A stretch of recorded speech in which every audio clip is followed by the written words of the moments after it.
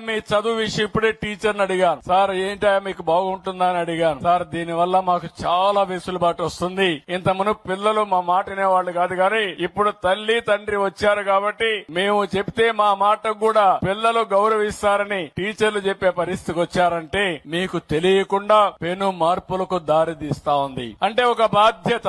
నేను ఆ విషయం మాట్లాడుతున్నా. బాధ్యత మన కోసరం, మన భవిష్యత్తు కోసరం. అలాంటిది అందరం కూడా సమైక్యంగా ఆలోచించి సమైక్యంగా ప్రణాళికలు తయారు చేసుకో ముందుకు పోవాల్సిన అవసరం ఉంది.